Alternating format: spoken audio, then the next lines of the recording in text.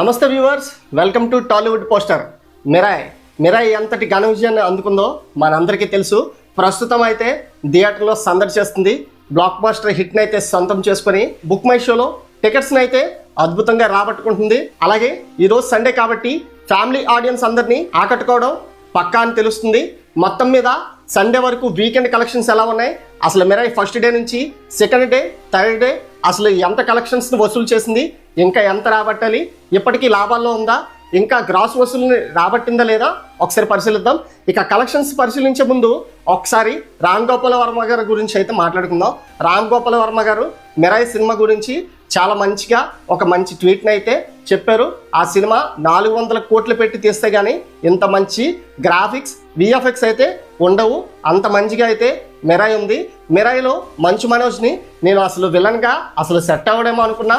అతని యాక్టింగ్తో అయితే మాత్రం మొత్తం అంతా మైమర్పించాడు, సూపర్గా చేశాడు అని అయితే అసలు రామ్ గోపాల్ వర్మ గారు అభినందించడం జరిగింది. సో మిరాయ్ సినిమా ఇంత ఘన విజయం సాధించినందుకు మనందరికైతే చాలా సంతోషంగా ఉంది. సో అలాగే కలెక్షన్స్ ఎంత వసూలు చేస్తుంది అనేది ఇప్పుడు ఒకసారి మనం పరిశీలిద్దాం. ఇక తొలి రోజు ఈ సినిమా కలెక్షన్స్ పరంగా చూసుకున్నట్లయితే 27.20 కోట్లను అయితే తొలి రోజు ప్రపంచవ్యాప్తంగా వసూలు చేసింది. అలాగే సెకండ్ డే వచ్చేసరికి 28.40 కోట్ల గ్రాస్ను అయితే వసూలు చేసింది. మొత్తం ప్రపంచవ్యాప్తంగా 2 రోజులు కలిపి 55.60 కోట్లను అయితే గ్రాస్ను వసూలు చేయడం జరిగింది. అలాగే మూడవ రోజు వీకెండ్ కలిసి రావడంతో మిరాయ్ ఇంకా దుమ్ము లేపుతుందనే తెలుస్తుంది.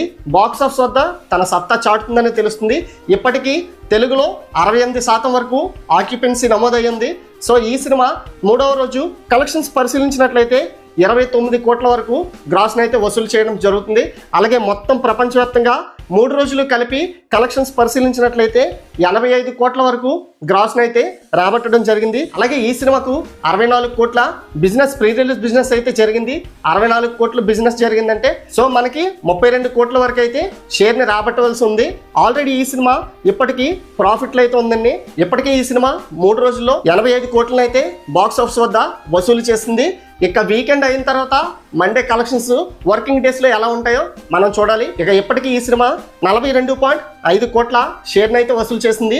మామూలుగా అయితే 32 కోట్ల షేర్ను వసూలు చేస్తే బ్రేక్ ఈవెన్ టార్గెట్ను పూర్తి చేసుకున్నట్టు. ఇప్పటికీ 10.5 కోట్ల వరకు లాభాలను అయితే తెచ్చుకుంది. మూడవ రోజు పూర్తి అవ్వకముందే 10.5 కోట్ల వరకు లాభాలను అయితే రాబట్టుకుంది. ఇక వీకెండ్ పూర్తయ్యేసరికి మండే వచ్చేసరికి 3 రోజులు పూర్తయ్యే సమయానికి ఎంత లాభాన్ని అయితే తెచ్చుకుంటుందో చూడాలి. అలాగే వీడియో నచ్చినట్లయితే లైక్, షేర్, సబ్స్క్రైబ్ చేసుకోండి. అలాగే హైప్ క్లిక్ చేసి సపోర్ట్ చేయండి. Thanks for watching.